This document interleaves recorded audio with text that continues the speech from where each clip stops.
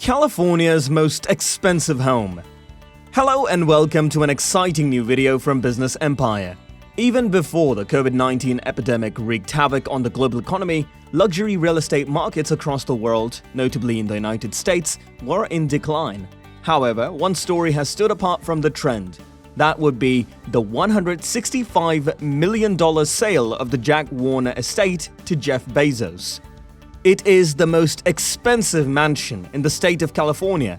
Stick with the video till the end to know the complete details. And do not forget to like and subscribe to the channel for the more exciting content. Now, let's begin. The history behind the estate. Jack Warner, the co-founder and former president of Warner Bros., established the Jack Warner estate. Warner Bros. Had been a distinctively second-rate studio in the early 1920s, with Rin Tin Tin as its most well-known star. Warner left his office through the back door to avoid creditors while the studio was in financial trouble.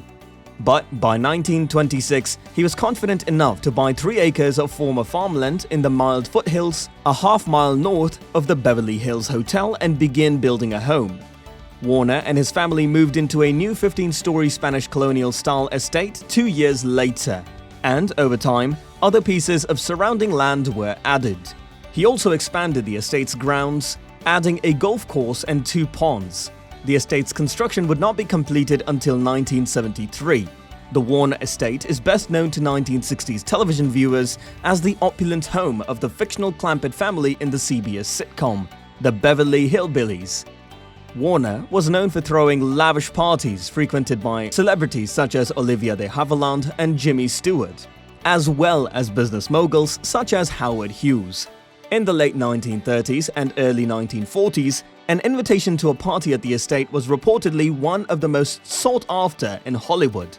Warner crammed his mansion with pricey artwork, including a Salvador Dali portrait of his wife, Anne. The Jack Warner Estate.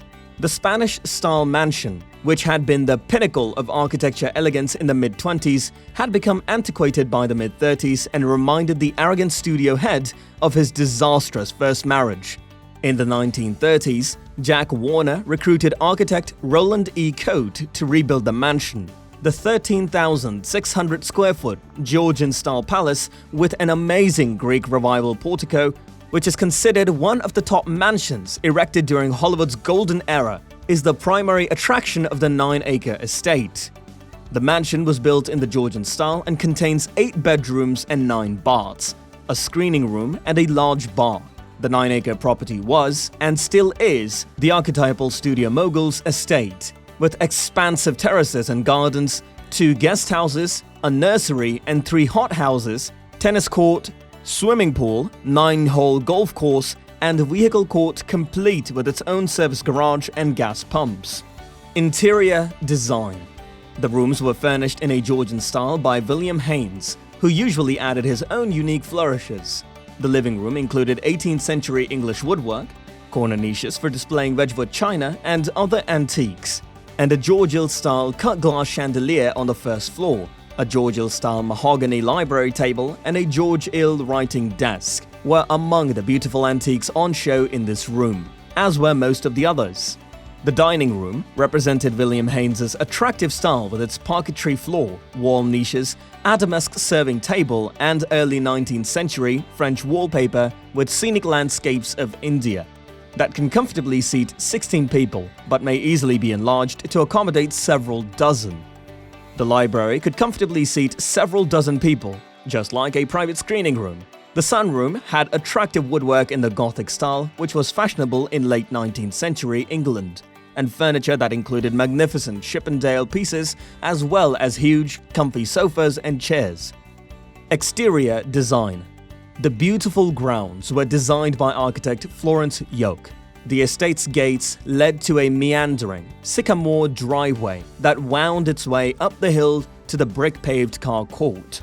The mansion's portico's entry stood on one side, its whiteness, neoclassicism, a lovely contrast to the carefully planted gardens.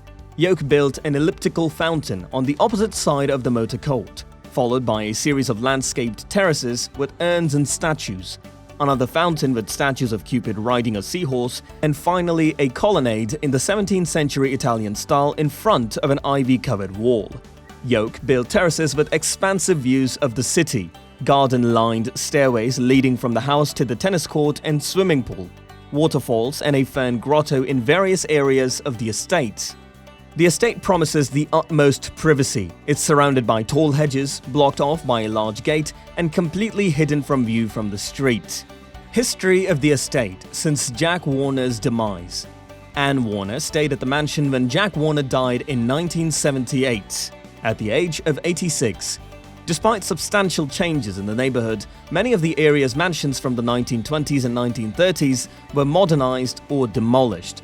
Others, such as Harold Lloyd's Green Acres, survived but lost the majority of their grounds. Only the Warner family was spared from these calamities. When Anne Warner died in 1990, David Geffen, the record music mogul, bought the estate and its contents for an estimated $47.5 million. The sale of Jack and Anne Warner's 5-decade mansion in Beverly Hills, the last intact estate from Hollywood's golden age, set national records for the selling of a single-family residence. Jeff Bezos' purchase. Geffen sold the Jack Warner estate to Jeff Bezos for $165 million. It's unclear whether the Amazon CEO intends to make the Warner estate his primary residence. Bezos and his girlfriend, Lauren Sanchez, were said to be house hunting in Los Angeles and seeing mansions in the area, as Bezos had been looking for a new primary residence after his divorce from his wife. Geffen, who is reported to be worth $9 billion, who also owns the Rising Sun, a $590 million super yacht on which he routinely welcomes other moguls and celebrities such as Oprah Winfrey, Leonardo DiCaprio, Bradley Cooper, Barack and Michelle Obama, and Jeff Bezos. Bezos vacationed on a boat near the Balearic Islands off the coast of Spain, and it was rumored that negotiations for the purchase began while he was on board. Bezos also reportedly purchased an adjacent property for $10 million, continuing Jack Warner's tradition of buying adjacent property to extend the estate. The property is located on Tropical Avenue, which runs parallel to Warner property. It is connected to the compound by a hedge. However, it is currently accessed from a different roadway. Built in 1930, the adjacent property was most recently sold for $5.45 million. It has 3 bedrooms and 5 bathrooms, as well as 6 fireplaces, a patio, and rose and vegetable gardens in the back. Is it worth the price? Although no broker was involved in the Bezos-Geffen transaction, Joyce Ray from the real estate franchise Coldwell Banker, who has walked the property several times, believes the price is reasonable. I hate to be cavalier about it, but I believe the property, estate, and history provided exceptional value. With all of that in mind, I believe Jeff got a great deal, Ray says.